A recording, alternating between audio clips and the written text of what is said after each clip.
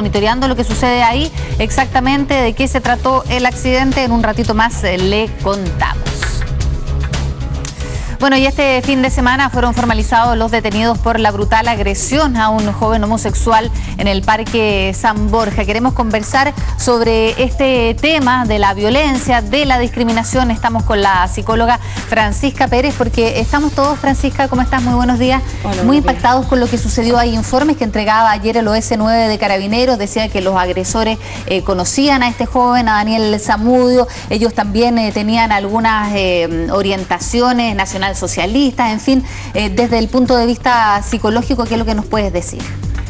Bueno, en primer lugar me parece, como se ha dicho muchísimo, que es un caso de discriminación, es decir, que lo que se opera en estas violencias, digamos, la puesta en acto, la actuación de una serie de bien organizada y muy focalizada de discriminación hacia grupos minoritarios, hacia grupos, hacia personas que pertenecen o que representan, digamos, ciertas condiciones o situaciones culturales tremendamente discriminadas. ¿De qué tipo de grupo podemos estar hablando? Porque se hablaba de neonazis, se habla ahora de que no, que serían solamente de algún tipo de facción nacionalsocialista, se habla de una pandilla simplemente. ¿Cómo lo podríamos catalogar?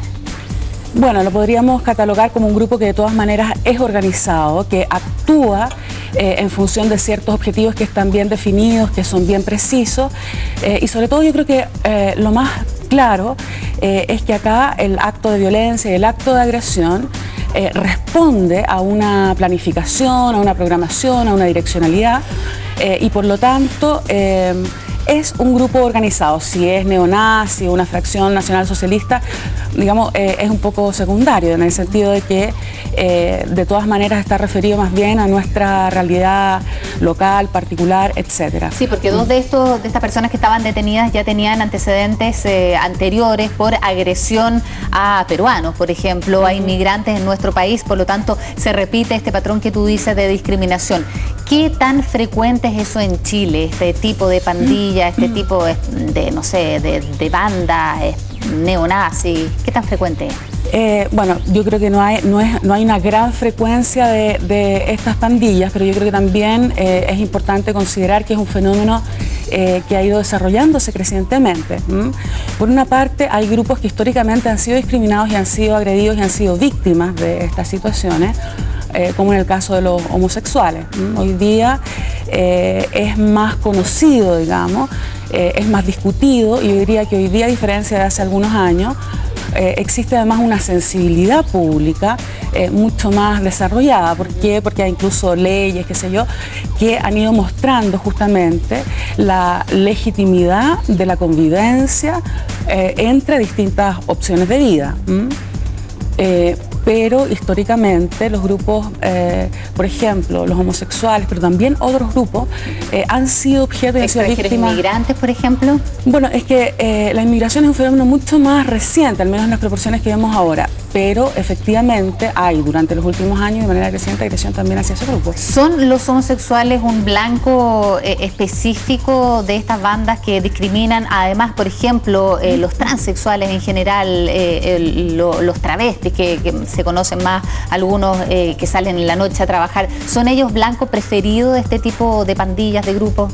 Sí, los homosexuales, los transexuales, los travestis han sido víctimas especialmente de estos grupos por mucho tiempo, además.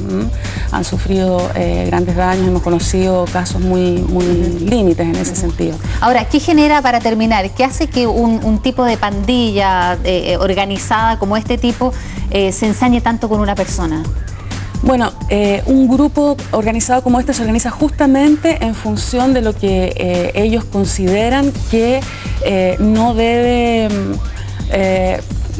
tener el derecho, de quienes no deben tener el derecho de compartir la vida como todo el resto. Digamos, se organizan en función justamente de esta discriminación y de esta violencia con una especie de afán perdón, casi purificador respecto a lo que ellos consideran que es el ideal exactamente del humano. Entonces, en ese sentido, las acciones que ellos ejercen son acciones directas hacia esa persona, pero también ejemplificadoras hacia el resto de la comunidad, intentando de algún modo mostrar su fuerza y generar amedrentamiento. Bueno, la sociedad también tiene su propio rol de mantenerla a raya y sobre todo hacer que paguen sus penas. Muchísimas gracias, Francisca Pérez, entonces psicóloga, conversando con nosotros sobre este tema. Vamos a dar vuelta radical.